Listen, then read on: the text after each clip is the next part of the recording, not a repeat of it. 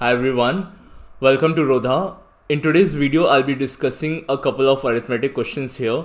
But before we get into the questions, I would like to announce our R5 batch. Rodha has launched the R5 batch a couple of days back and the batch has just started. If you are a CAT aspirant and you're looking for some guidance in terms of CAT and other MBA exams, then this is the place to be.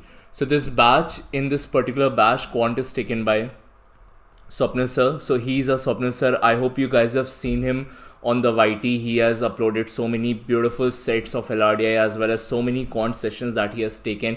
Towards the end of CAT 2024 also he had taken a lot of live classes. So if you want to have a look at his style of teaching, you can definitely watch the videos that he has uploaded on our channel, right? And VRC is taken by KD sir and Nikita ma'am. So you guys very well know our KD sir. He has been very active last year as well. A very great faculty of verbal and very loved by students.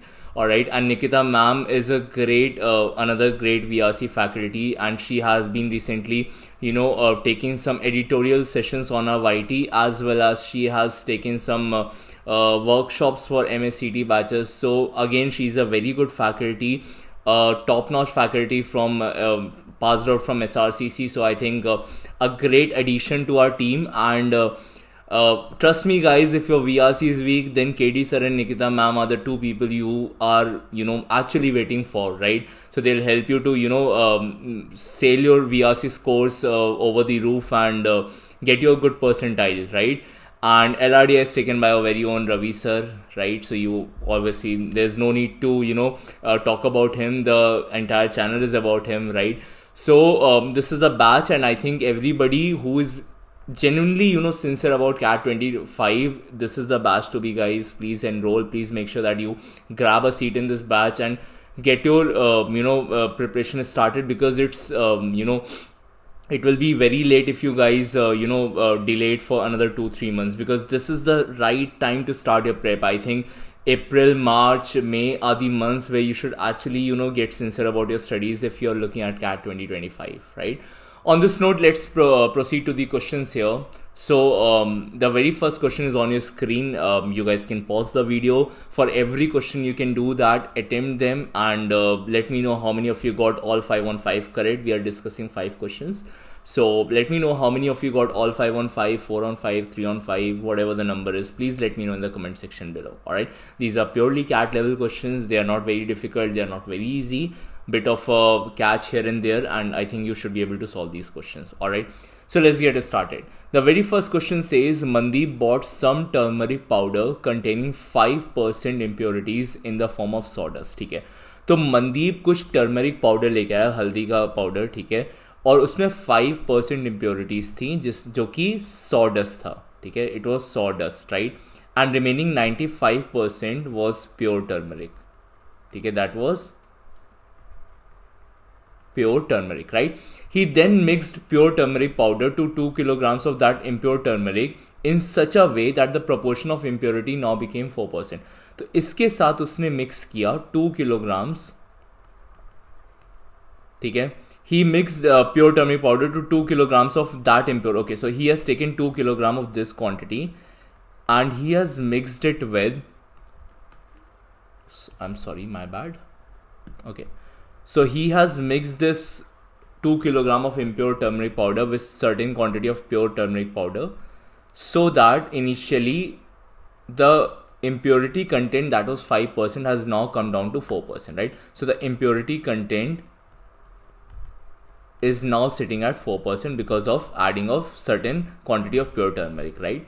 Okay, of the total mixture, at what percent should he mark up the price of this mixture to have an overall profit of 30%? Okay, now you guys must be thinking that यहाँ पे mixtures and allegation लगाना पड़ेगा, find करना पड़ेगा कितना turmeric mix किया, क्या किया, है ना? ऐसा कुछ नहीं है गाइस, है ना? That is where CAT questions ऐसे होते हैं जहां आपको फंसाएंगे वो, बट हमें फंसना नहीं है. हमें पता है कि at this point of time मुझे नहीं पता कितना टर्मरिक यहाँ पे मिक्स किया, मुझे इससे कोई मतलब नहीं है. इस पॉइंट ऑफ टाइम पे 4% इम्प्योरिटी थी, जो भी मेरा मिक्सचर था उसमें 4% इम्प्योरिटी. कहने से जो भी इम्प्योरिटी होता है वो एक तरीके का प्रॉफिट ही होता है, इजंट इट? एक तरीके से उसने प्रॉफिट ही कमा रहा है। अगर उसमें 4% इम्प्योरिटी है तो that is a kind of a profit, क्योंकि इम्प्योरिटी तो फ्री ऑफ कॉस्ट होती है ना, तो वही तरीके से प्रॉफिट कमा रहा है। अब वो ऑलरेडी 4% प्रॉफिट पे बैठा हुआ है, ठीक है। इसके बाद वो कुछ मार्कअप परसेंटेज भी लगाएगा, राइट, ठीक है, ही अप्लाई सर्टेन मार्कअप परसेंटेज, है ना, और इसकी वजह से ओवरऑल क्या होने वाला है, उसको 30% का प्रॉफिट होने वाला है ना। तो कैन आई से, क्या मैं बोल सकता हूँ यहाँ पे कि भाई ये तो यहाँ पे सक्सेसिव परसेंटेज चेंज चल रहा है, एक 4% का चेंज है, ठीक है, उसके बाद एक मार्कअप परसेंटेज है जिसके वजह से ओवरऑल 30% प्रॉफिट हो रहा है। तो कैन आई से कि यहाँ पे गाइज एक सिंपल सा सक्सेसिव परसेंटेज चेंज का फंडा का क्वेश्चन कैसे मिक्सचर्स एंड एलिगेशन में डिस्गाइज किया गया है, और I am pretty sure that बहुत स्टूडेंट्स यहाँ पे जो ये वीडियो देख रहे हैं would have spend time figuring out कि कितना प्योर टर्मरिक मिक्स किया जिसकी वजह से 4% पे आया ये इम्प्योरिटी, है ना। तो भाई उसको नहीं सोचना है, ठीक है। You have to, whenever you are reading a question in CAT, make sure that you immediately do not start scribbling in your notebook, है ना। थोड़ा सा टाइम स्पेंड करो, सोचो 10-15 सेकेंड कि क्वेश्चन क्या कह रहा है ना, what is the question trying to convey, और मैं उसको कैसे इजीली क्रैक कर सकता हूँ। एग्जामिनर कौन सा कंसेप्ट यहाँ पे चेक करने की कोशिश कर रहा है कि मुझे आता है नहीं आता है, right. So make sure that you spend some time, right. Okay, let's see. तो ये एक तरीके का सक्सेसिव परसेंटेज चेंज का क्वेश्चन है। पहले 4% प्रॉफिट ऑलरेडी था ड्यू टू इम्प्योरिटीज, फिर कुछ मार्कअप परसेंटेज लगाया एंड देन ओवरऑल 30% का प्रॉफिट हो रहा है, ठीक है। अब मुझे पता है कि अगर x% और y% का सक्सेसिव चेंज होता है तो इक्विवेलेंट परसेंटेज चेंज हम निकालते हैं x plus Y plus X Y by 100 से, right. Direct formula for 2 successive percentage changes. तो पहले यहाँ पे 4% का चेंज हो रहा है, plus let's say markup percentage k है मेरा, ठीक है। तो 4 plus k plus 4k bye 100, और ये इक्विवेलेंट रिजल्ट मुझे दिया हुआ है 30%, so this is equal to 30, ठीक है। अब बहुत लोग यहाँ पे 30 बाय 100 कर देंगे, नहीं करना है, ठीक है, इट्स ओनली 30, राइट। नाउ कहने से 4 उधर जाएगा, सब्ट्रैक्ट हो जाएगा, तो I be getting nothing but k plus 4 by 100 is basically 1 by 25, so k by 25 हो जाएगा is equal to 26, right. So I can say from here that 25k plus k is 26k by 25 is equivalent to 26. 26 and 26 is cancelled, so the value of k is definitely 25%. So that is the required answer. So he should mark up at 25% to earn an overall profit of 30%. Alright, chalo, let's move ahead to the question number 2 here. If the difference between the simple interest and the compound interest compounded every 4 months on a certain sum of money at the rate of 30% per annum for 1 year is rupees 93, then find the sum. Alright, now difference between simple interest and compound interest every 4 months on a certain sum of money at the rate of rupees 30,000. Okay, now if I assume my principal to be 1,000, right, if I assume my principal to be 1,000, so simple interest, right, is 30%, okay, 30% per annum, right, the rate of interest is same, ठीक है। तो 30% per annum अगर मैं यहाँ पे interest लेता हूँ, ठीक है, so I get 30% on nothing but the principal amount, that is something that I assume to be 1,000, so I am getting my interest as 300 rupees, right. So that is a simple interest earn in 1 year, है ना। बट यहाँ पे कह रहा है compound interest is compounded every 4 months, right. So if compound interest is compounded every 4 months, that implies कि अगर मैंने टाइम लाइन 0 पे अपना पैसा इन्वेस्ट किया तो मुझे 4 मंथ के एंड पे एक इंटरेस्ट मिलेगा, फिर 8 मंथ्स पे एक इंटरेस्ट मिलेगा, और फिर 12 मंथ्स पे एक इंटरेस्ट मिलेगा, इज़न्ट इट। अब लेकिन बैंक जो है ना वो मुझे 30% दे रहा है पर एनम, तो अगर मैं उसको 3 पार्ट में ले रहा हूँ तो इसका मतलब ये नहीं होता गाइस कि बैंक मुझे 30% 4 महीने के एंड पे भी देगा, 30% 8 महीने के एंड पे भी देगा, 30% 12 मंथ के एंड पे भी देगा। दिस इज रॉन्ग, ठीक है, ये गलत है। When I say कि bank is giving me a rate of 30% per annum but compounded every 4 months, that means 30% तो देगा लेकिन वो equally मुझे 3 पार्ट में देगा, right? That is 10%, 10% and 10%, isn't it? तो 10% मेरा होता है 1/10, ठीक है, और because it is interest, so the numerator will get added to the denominator and I'll get my multiplying factor as 11/10. तो मेरा प्रिंसिपल जो है वो 1000 का था, 4 महीने बाद at the end of 4 months ये 11/10 टाइम्स हो जाएगा। क्यों? क्योंकि रेट ऑफ इंटरेस्ट 10% है ना, हर 4 महीने पे, ठीक है। फिर अगले 8 महीने बाद वापस से वो 11/10 हो जाएगा, फिर 12 महीने बाद वो वापस से 11/10 हो जाएगा। तो ये कैंसिल हो गया, all 3 zeros are gone, 11 cube is 1331, ठीक है। तो मैंने 1000 रुपये डाला लेकिन मुझे मिला कितना, 1331।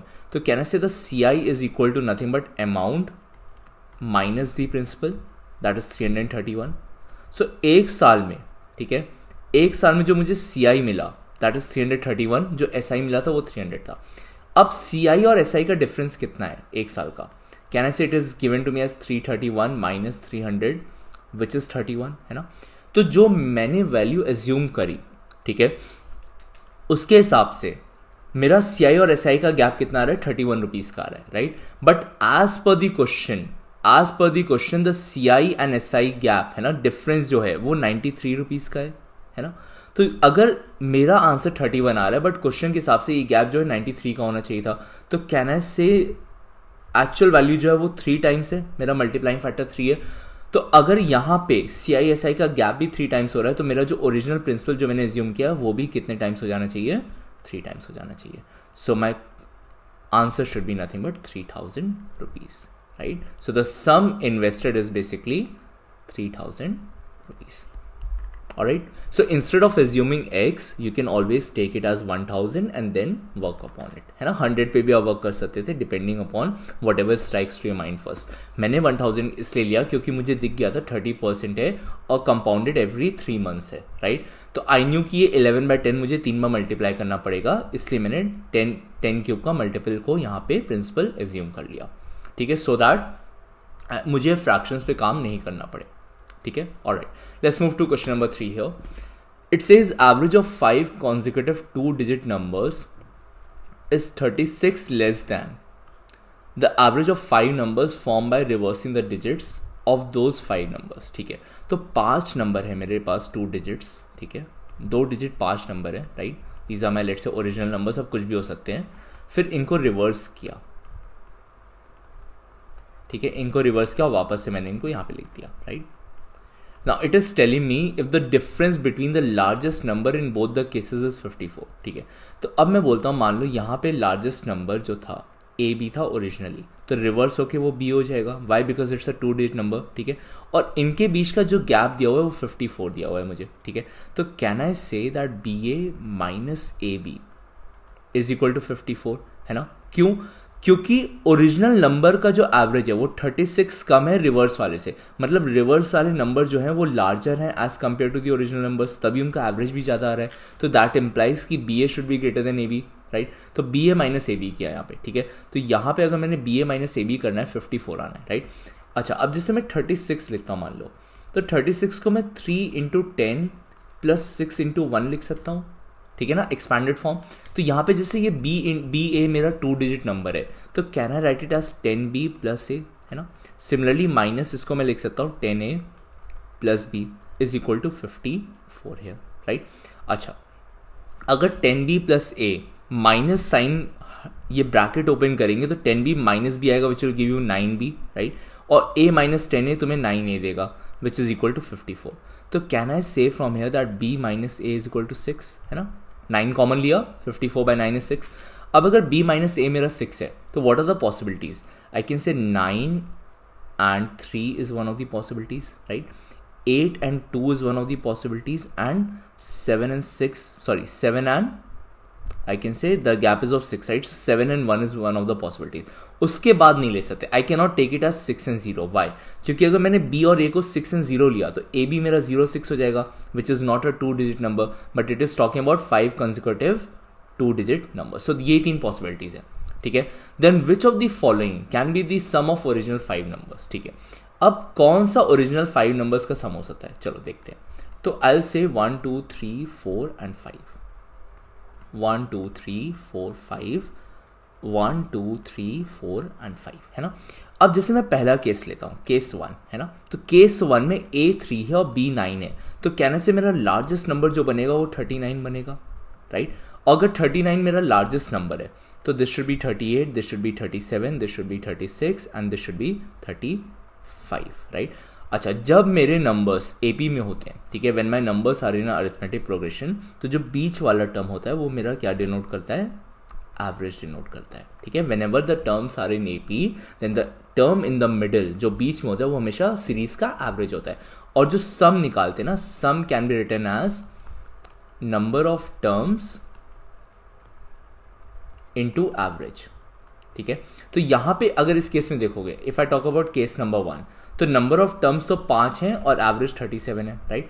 Now 5 into 37 is nothing but I can say 5 into 30 is 150 and 35 more, so that is 185.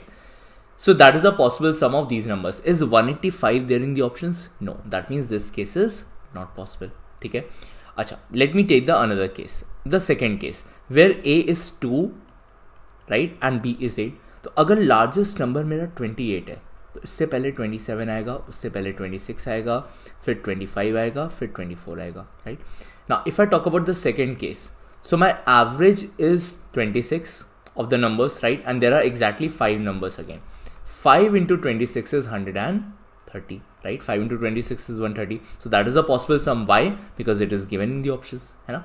And if you want to verify your answers, so you can always check. For example, it told me that average of 5 consecutive 2-digit numbers is 36 less than the average of 5 numbers formed by reversing the digits. तो अगर मैं ये digits reverse करता हूँ, ठीक है, if I write them as 42, 52, right, and then I say 62 and then 72 and then 82, अगर मैंने ये digits reverse करी, ठीक है, तो इनका average कितना आएगा, right? So if I try to find the average of these numbers, right, so I can say it is always first term plus last term by 2, है ना, क्योंकि ये AP में है। So average is also equal to first term plus last term by 2, right. So 80 plus 40 is 120 and that is 124 by 2, and 124 by 2 is nothing but I can say 2 6 and 62, right? And if you see here, the original average is 26 and the new average is coming out to be nothing but I would say 62, right? And what is the difference between 62 and 26? If you check the difference, 62 minus 26, if I do 62 minus 26, so that is basically nothing but 36, and that is what the difference is given to me. So you can always verify your answer as well, but this was not required. This is just for your proof, है ना, मैंने ये सिर्फ proof करने के लिए लिखा है यहाँ पे, ठीक है, but this was not required. The moment I found the sum to be 130 और वो ऑप्शन में अवेलेबल था, that means it has to be my correct answer. Alright, चल let's move head to question number 4 here. It says under dynamic fare pricing of Rajdhani Express, first 25% of the total seats are booked at a discount of 20% of the fare. ठीक है, अब ना मुझे पता है कि total seats कितनी है, ना मुझे पर सीट का फेयर पता है. ऑलराइट, सो मैं बोलता हूँ, लेट्स से एज्यूम करता हूँ कि भाई let's assume number of seats is equal to 100. Okay, and I say price per seat is also equal to ₹100. ठीक है, अब जो first 25% of the total seats है, फर्स्ट 25% का मतलब कितना होता है, 25% इज 1/4, मतलब 100 की 1/4 seats, that is 25 seats are sold or booked at a discount of 20% of the fare. तो फेयर 100 है, इस पर अगर मैंने 20% डिस्काउंट दिया, ठीक है, तो प्राइस कितना हो जाएगा, if I give a discount of 20%, है ना, तो 100 इंटू आई कैन से 20% जो मेरा होता है वो होता है 1/5. ठीक है, डिस्काउंट है तो मेरा मल्टीप्लाइंग फैक्टर हो जाएगा 5 minus 1/5, that is 4/5. ठीक है, that will be my multiplying factor, because when you're decreasing you subtract the numerator from the denominator. So into 4/5, so this is ₹80. ठीक है, तो this is ₹80 here. So total revenue यहाँ से कितना आ जाएगा, I can say 25 into 80. या फिर मैं बोल सकता हूँ कि यहाँ पे मुझे जो लॉस हो रहा है ना, अगर मैं 100 में बेचता, ठीक है, और अभी मैं 80 में पर सीट सेल कर रहा हूँ, तो पर सीट मेरा 20 रुपीज़ का लॉस हो रहा है, क्योंकि आई एम सेलिंग 25 सीट्स. तो total loss in this case is 25 into 20, that is of rupees I can से 500. ठीक है, 500 का लॉस हो रहा है मेरा, राइट. अगर मैं 2500 में बेच सकता था, बट यहाँ पे 500 का मेरा लॉस हो रहा है. Alright, why, because 25 seats and per seat I am incurring a loss of ₹20. So 25 into 20, ठीक है, 500 का लॉस. नाउ आगे पढ़ते हैं. There is no discount on the 26.66% of the remaining seats, है ना. अब देखो, that is why percentage is important. बहुत लोगों को ये नहीं पता होगा 26.66% कितना होता है. ठीक है, मुझे भी नहीं पता है ना. बट लेट्स से मुझे ये तो पता है कि मैं 26.66% को 16.66 प्लस 10% के फॉर्म में लिख सकता हूँ, राइट. 16.66% फ्रैक्शन में 1/6 होता है, ये मेरा 1/10 होता है ना. तो एलसीएम ले लिया, 30 हो गया, 5 + 3 दैट इज 8/30, और I can say this is equal to 4/15। तो मुझे पता चल गया कि 26.66% इज बेसिकली 4/15। अब रिमेनिंग सीट्स कितनी है?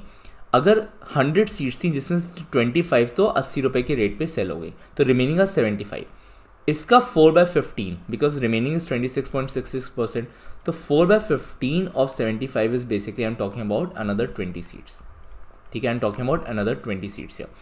दे have been booked on the actual fare. तो इसमें मुझे 20 सीट्स को मैंने एट द रेट ऑफ ₹100 ही सेल किया, तो नो प्रॉफिट नो लॉस। ठीक है, I am sitting at no profit no loss for these 20 seats. Okay, and the rest of the seats are booked at 40% extra. ठीक है, rest जो seats है, जो रेस्ट बच गई, ठीक है, उनको 40% एक्स्ट्रा पे सेल किया, right, 40% extra. So can I से अगर 40% एक्स्ट्रा पे मैं सेल कर रहा हूँ, दैट मीन्स अगर मेरा original price per seat 100 rupees है, तो अभी मैं सीट को 140 रुपीज़ में सेल करूँगा 40% एक्स्ट्रा। ठीक है, and it says if only 90% of the seats are booked by the passengers. ठीक है, तो only 90 of the seats have been booked, तो टोटल सीट्स, ठीक है, total seats booked are equal to 90, है ना, जिसमें से 20 और 25 ऑलरेडी सॉर्ट हो चुके हैं। ये मैं येलो में बॉक्स कर देता हूँ। 25 seats have been already sold and 20 seats have also been already sold है, right. So remaining are how many? वैसे तो 55 सीट्स बची, 20 + 25 is 55, 45, so total seats are 100, तो 55 बची है, बट बुक 90 ही हुई है ना, तो मुझे जो बुक हुई है उन्हीं पे प्राइस कैलकुलेट करना पड़ेगा, right.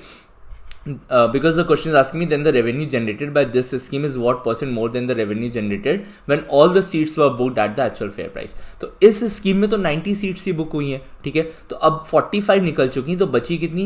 Remaining are, I can say remaining 45 seats, है ना। 45 सीट्स जो बच गई वो 140 के रेट पे सेल हो रही है, राइट। तो आई कैन से 45 × 140 के रेट पे सेल हो रही है, और कैन आई से I am making extra 40 rupees पर सीट है, right. I am making 40 rupees पर सीट एक्स्ट्रा, ठीक है। अब रेवेन्यू ही कैलकुलेट करना है, तो मुझे ना यहाँ पे टोटल रेवेन्यू निकालना पड़ेगा, ठीक है। सो आई कैन से 45 × 140 कितना आएगा? Let's calculate this is 0, right, and 14 5s is 70, so 0 again 7 carry over, and 14 4s is 56, and 56 + 7 is 6300. So 6300 is the revenue generated here. 20 seats at the rate of ₹100, है ना, जिसपे no profit no loss, which was sold at the actual fare. तो इसमें मुझे मेरा revenue हुआ 2000 का, right, और यहाँ पे मैंने 80 सीट्स बेची eight the rate of 25, right. So I can say the revenue generated here will be nothing but I can say 25 × 80, isn't it? That is nothing but I can say 0, and 8 5s is 40, so 0 4 carry over, 8 2s are 16, and 4 20, so that is 2000 rupees, है ना। और वैसे भी 500 profit था, अगर 500 का loss था, sorry my bad, अगर 100 के रेट पे बेचते हैं तो 2500 कमाते, 500 का लॉस हो मतलब 2000 में बिक रही है, ठीक है। So all my revenues generated under this scheme are 2000 and 6300, right? So can I say total revenue in this scheme is gonna be equal to sum of all these values. So 6 + 2 is 8, 8 + 2 is 10, and 300 more. So I can say 10,300, right? But original revenue कितना होगा? Original revenue will be equal to 100 seats और price per seat भी 100 है, तो original revenue is 10,000. Now the question is asking me that the revenue generated in this scheme is what % more than the revenue generated, ठीक है, when all the seats were booked at the actual fair price. So actual fair price पे ये revenue था, इस scheme में ये revenue कितना ज़्यादा है? 300 रुपये ज़्यादा है, बट मुझे तो % फाइंड करना है। So I can say % more will be equal to 300 upon 10,000 into 100, right, which is basically nothing but 3%, right? So the answer is option number 3, that is 3%. So this was a pretty lengthy question, थोड़ा सा working था इसमें, but the question was on the moderate level side. But अगर आप इसको break करके solve करते इन parts, तो आप इसको इजीली बना सकते थे, ठीक है। चलो, let's move to the last question for today's video here. It says the selling price of 20 apples is equal to the cost price of 28 apples, which in turn is equal to the discount offered on 20 apples. ठीक है, सो बहुत सारा यहाँ पे खिचड़ी सा है question में, ठीक है। चलो देखते हैं। अब मैं बोलता हूँ कि कॉस्ट प्राइस ऑफ 1 एप्पल में मान लेता हूँ, ठीक है, एक एप्पल की कॉस्ट प्राइस मैं लेट से ₹1 मान के चलता हूँ, है ना। तो बोल रहा है कि सेलिंग प्राइस ऑफ 20 एप्पल्स, ठीक है, selling price of 20 apples is equal to cost price of 28 apples, ठीक है। तो मैं बोलूँगा भाई कि selling price of 20 apples is equal to cost price of 28 apples, right. तो सेलिंग प्राइस कितनी हो जाएगी, कहने से ₹28 of 20 apples, because it is equivalent to cost price of 28 apples. अगर एक एप्पल का कॉस्ट प्राइस ₹1 है तो 28 एप्पल्स का कॉस्ट प्राइस कितना होगा, ₹28, right. This is the cost price of 28 apples, ठीक है। Further it says which in turn is equal to the discount offered on 20 apples. अच्छा, डिस्काउंट ऑफर्ड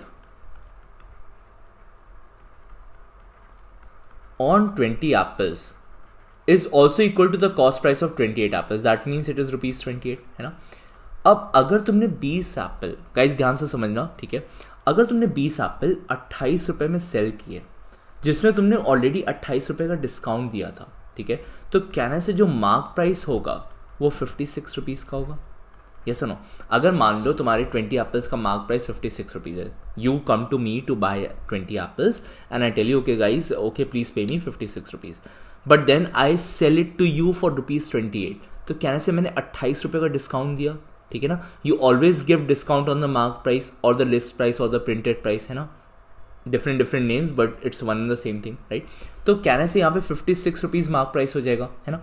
अब क्वेश्चन क्या कह रहा है, if on 20 apples markup percentage is reduced to its half. अच्छा, अगर मार्क प्राइस ₹56 है, ठीक है, कितने एप्पल्स का, ये 20 एप्पल्स का है, राइट। और कॉस्ट प्राइस कितनी होगी 20 एप्पल्स की, कहने से ₹20, right. This is the cost price of 20 apples. Why, because एक एप्पल की कॉस्ट प्राइस मैंने ₹1 मानी है, तो 20 एप्पल की कॉस्ट प्राइस ₹20 हो जाएगी। अब बोला है कि अगर आपने मार्कअप परसेंटेज हाफ कर दिया, तो अगर मैंने कॉस्ट प्राइस 20 थी और मैंने उसका मार्कअप करके 56 कर दिया था, दैट मीन्स मैंने ₹36 का मार्कअप किया था। अब मैं हाफ का मार्कअप करूंगा, तो can I say my new mark price of 20 apples should be equal to nothing but ₹20 plus 18, है ना। मैंने मार्कअप को हाफ कर दिया, so I can say the new mark price is ₹38, right. And the discount offered is made equivalent to the cost price of 10 apples. अब मैं इस पे डिस्काउंट कितना दे रहा हूं, कॉस्ट प्राइस ऑफ 10 एप्पल्स, है ना, उतना डिस्काउंट दे रहा हूं, राइट। तो कॉस्ट प्राइस ऑफ 1 एप्पल ₹1 है, तो 10 एप्पल की कॉस्ट प्राइस कितनी होगी, ₹10। So the discount offered is ₹10, ₹38 MRP है, ₹10 का डिस्काउंट दिया, तो सेलिंग प्राइस कितनी हो गई, सेलिंग प्राइस हो गई ₹28, है ना। अभी भी कितने एप्पल की बात हो रही है, 20 एप्पल्स की ही बात चल रही है यहाँ पे, ठीक है, but as per the new mark price and the new selling price, right. Okay, अब अगर 20 एप्पल की सेलिंग प्राइस ₹28 है ना, और क्वेश्चन पूछा फाइंड द प्रॉफिट और लॉस परसेंट, तो 20 एप्पल की कॉस्ट प्राइस कितनी होगी, what will be the cost price of 20 apples. अगर एक एप्पल की कॉस्ट प्राइस ₹1 है, तो 20 एप्पल की ₹20 होगी। तो you bought 20 apples for ₹20 and you sold it for ₹28, तो तुम्हारा ₹8 का फायदा हो रहा है ना। ₹8 का फायदा किस पे हो रहा है, कॉस्ट प्राइस पे। Profit is always calculated on the cost price. Cost price कितनी है, 20, सो 8/20, 8/20 is basically I can say 2/5, है ना। And what is 2/5? 1/5 is 20%, right? So 2/5 will be equal to 2 times 20%, that is 40% profit. So the answer for this particular question is option number 4. So understand that when you assume the values in terms of 1, 100, question easy हो जाता है। अगर यही मैं x लेके solve करता तो ये थोड़ा सा मेरे लिए डिफिकल्ट हो जाता, राइट। तो it was a very simple question, but इसमें ये था, यहाँ पे ध्यान क्या क्या चीज़ों का देना था कि मैंने कॉस्ट प्राइस एक एप्पल की ₹1 मानी, तो क्वेश्चन ने बोला था कि 20 एप्पल की जो सेलिंग प्राइस है वो 28 एप्पल की कॉस्ट प्राइस के बराबर है, तो मैंने उसको 28 ले लिया, है ना, cost price of 28 apples, right. फिर बोलता है कि जितना डिस्काउंट दे रहे हैं on 20 apples that is also equal to cost price of 28 apples, तो डिस्काउंट भी 28 का है। 28 में सेल कर रहे हो और ₹28 का डिस्काउंट दिया हुआ है तुमने ऑलरेडी, है ना, ठीक है। तो मतलब तुमने कितने में पिच किया होगा, 56 में, तो वो तुम्हारी मार्क प्राइस थी। अब कितने का मार्कअप अप्लाई किया, 20 एप्पल्स तुमने सेल किए थे, है ना, जिसपे मार्क प्राइस 56 थी और कॉस्ट प्राइस कितनी आएगी 20 एप्पल्स की 20, मतलब तुमने मार्कअप किया था ₹36 से। लेकिन अब नए सिनेरियो में तुम्हें मार्कअप को हाफ कर देना है ना, रिड्यूस टू हाफ, ये लिखा है यहाँ पे, markup percentage is reduce to half, right. तो पहले तुम अगर 36 का मार्कअप कर रहे थे, तो अब हाफ परसेंटेज मतलब हाफ वैल्यू, तो ₹18 का मार्कअप करोगे। Now this is the new markup, right. तो अगर 38 सेलिंग प्राइस हो गई, मार्क प्राइस हो गई सॉरी, है ना, और उसमें तुमने 10 रुपये का डिस्काउंट दे दिया which is equal to cost price of 10 apples. तो now your selling price is 28, लेकिन अभी भी 8 रुपये का प्रॉफिट हो रहा है क्योंकि you are still selling 20 apples, right. So that means there is a profit of 40%. Alright. So I hope everybody could follow this particular question here. If any doubts in any of the questions, please let me know in the comment section below. And guys, please join the R5 batch. You can visit our website for any details and you can reach out to our contact as well, the support for any inquiry that you have related to the batch. Alright, thank you.